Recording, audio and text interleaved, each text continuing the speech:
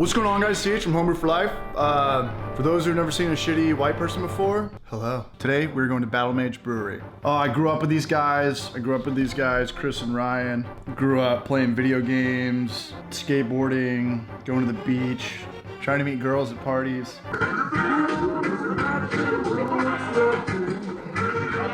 Didn't work out that well. Chris, one of the co-owners, actually taught me how to brew like 3-4 years ago. He was the guy that got me into it, and he learned about it from Ryan. Now they own a brewery where nerds go to drink beer. Those nerds! Nerds! Nerds! Damn, this is me and Chris back in like 1999. One thing that Chris didn't want me to do in this video is talk about how Chris in his mid-20s was borderline homeless. He used to sleep at Ryan's house over by Carlsbad Mall, ride a bicycle, not a dirt bike, not a motorbike, but like a Huffy, to work busboy shifts at Vista in Cardiff.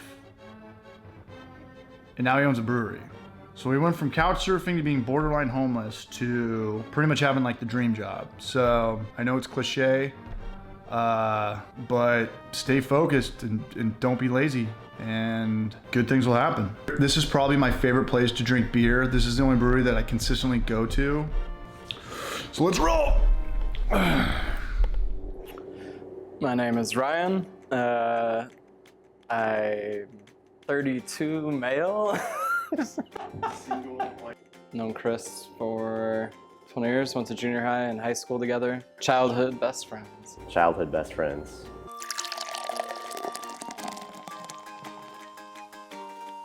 I know I started because Ryan was one of the guys that I kept in contact with when I moved up north for school. We would just talk every month or so. I was drinking an excessive amount of beer.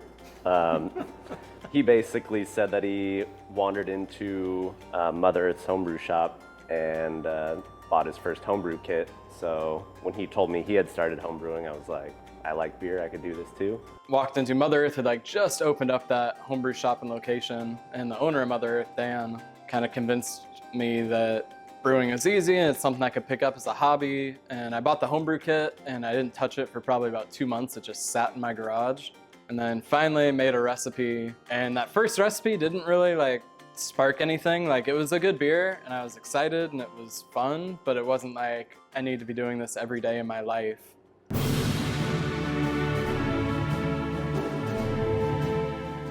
And then I don't know what changed on the second recipe, but there was probably a couple months in between brewing the first and the second. When I brewed the second recipe, all of a sudden I just got the bug and this urge to just constantly have something in a fermenter. And from that point forward, that was probably about 8 years ago.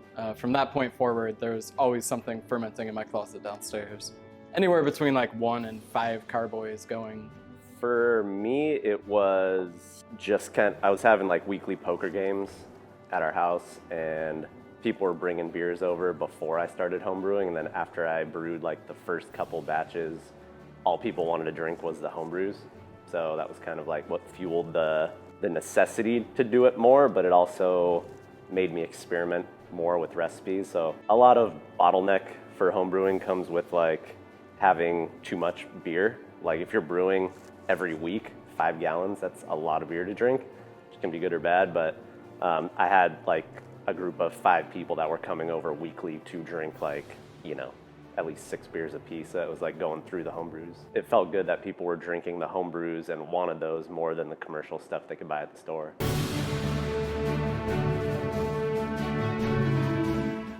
The brewery's theme, when we first ventured down this rabbit hole, we came up with about 300 or so names that we wanted, and one of the first people we met up with when we were starting the business was the craft beer attorney, Candace Moon, and she looked at the list and basically said about 95% of those you're not gonna get. We knew we always wanted something kind of like medieval modern. We wanted something where we could hang swords and axes on the wall and have like that kind of magical theme to it. So the bulk of those 300 names all resonated around something magical or fantasy themed.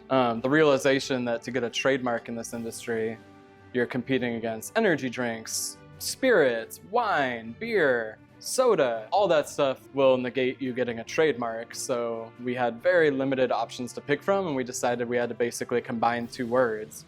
So BATTLEMAGE came from a hybrid class from Dungeons and Dragons and Skyrim and all those games, where you're basically blending a wizard with a warrior. And so it's a name that wasn't taken because it's basically two words smashed together. Once we pitched that as the idea, we realized that is the perfect name. We originally had a different name that we tried to get trademarked and it failed.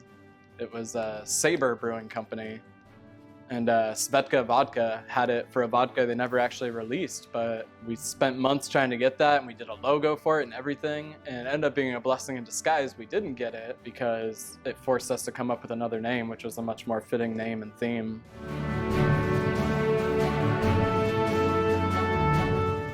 Coming up with new recipes hasn't really been much of an issue yet because we have like quite a large portfolio of beers that we've done. So I think we probably have 40 different recipes or so that we can kind of cycle through.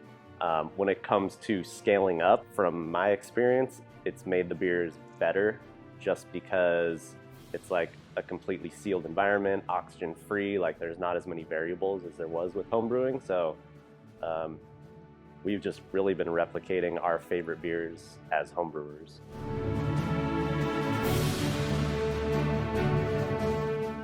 I mean, once we realized this is what we wanted to do, open a brewery, we wanted to get jobs in the brewing industry, and working in a homebrew shop is like the best environment there it could be. It's much better than a production brewer because we're not just brewing the same beer every day, day in, day out. We have a chance to play with every ingredient and try all kinds of different beer styles.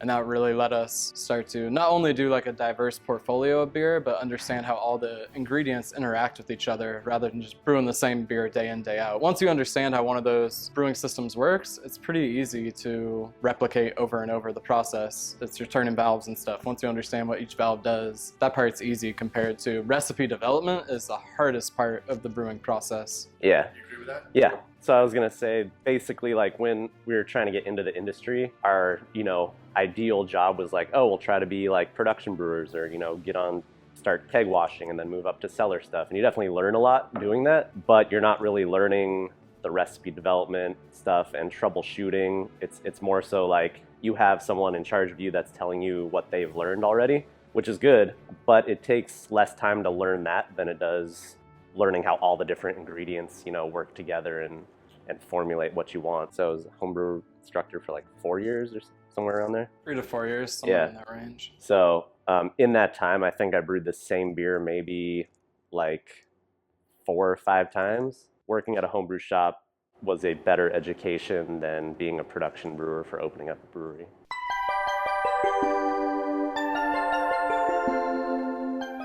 Ramping up distribution, getting keg sales. For the first few months, it was just kind of like trying to keep up with production to fuel the tasting room itself. But now that we've caught up and figured out the production schedule, we have more beer that we can actually get out to places. So the more tap rooms and restaurants and stuff we're at, the more people are going to see our beer that aren't already coming in here, and that'll bring more people in.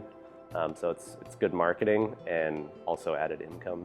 So our next phase, now that the tasting room is taken off and we're hitting our year 3 projected numbers within the first year, and we're filling this place all the time, is getting the beer to more people that haven't made it in here so we can kind of spread the name a little bit. We never wanted to run short on product in here because the tasting room is our bread and butter. For those first couple months, it was like we're working 80 hours a week, 7 days a week. Like, it was a mad dash to keep up with. We didn't expect it to be as successful as it was right off the bat. And now that we've got a production schedule more in a good routine, we can start to supplement the distribution. And then eventually, I think the long-term goal is to open a second tasting room.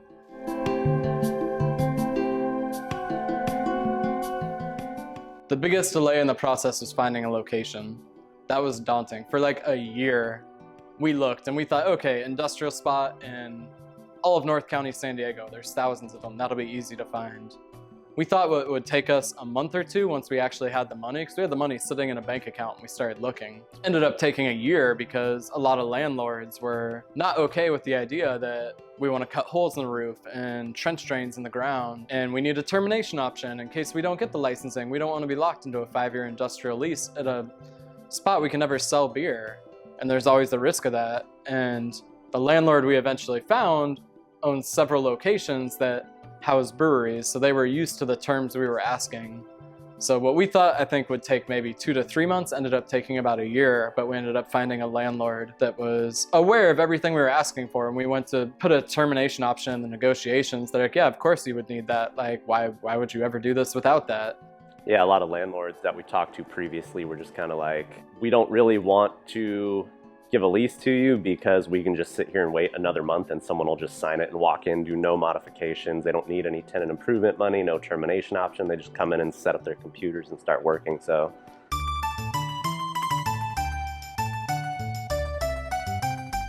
I mean, I think as far as honing in recipes, which is very important, definitely join a homebrew club and enter as many competitions as you can, because when you're giving free beer to your friends, they're not going to be totally honest most of the time. They're just like, fuck yeah, free beer, I'm all over it, you know?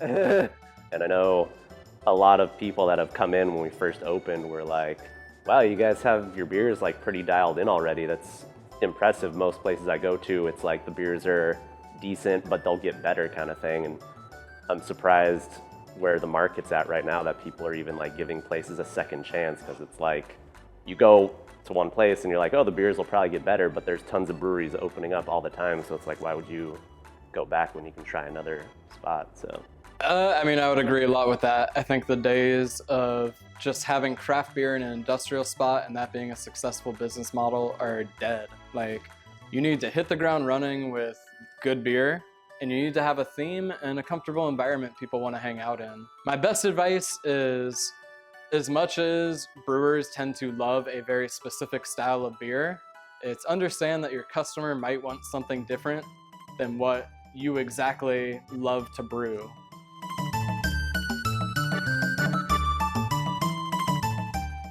something that's kind of unique about our spot is that when you come in, 90% of the time we're streaming Twitch.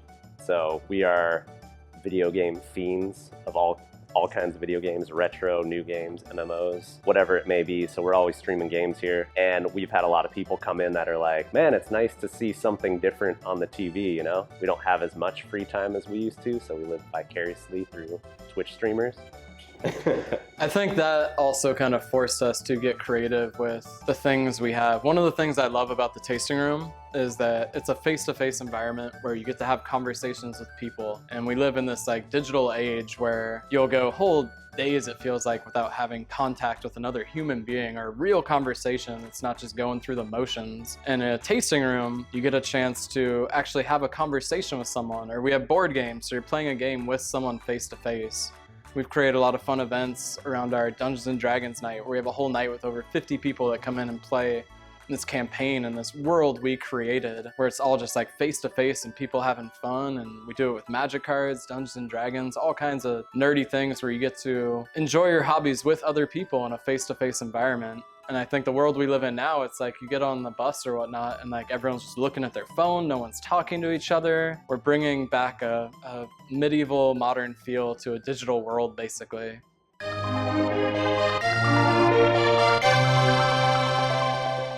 Awesome artist named David Miller. He's a fantasy artist we met at Comic-Con years ago. He hid shout out to him, dude. He hid the 4 elements of beer within the Wizard Warrior that is our logo. So you can check out our logo and hunt for malted barley, hops, yeast, and water, because they're all hidden in there. Definitely want to thank Booze Brothers. We were talking to them from like day one about what we wanted to do, and super helpful guys. I mean, our wives have definitely been very supportive of us neglecting them horribly to make our dream a reality. So I'd just like to thank my dad, who is one of our investors, but more so just in the fact that, you know, he always taught me dream big, and whatever you want to put your mind to, you can accomplish if you work hard and you sacrifice. The American dream's not dead. You just got to go out and get it.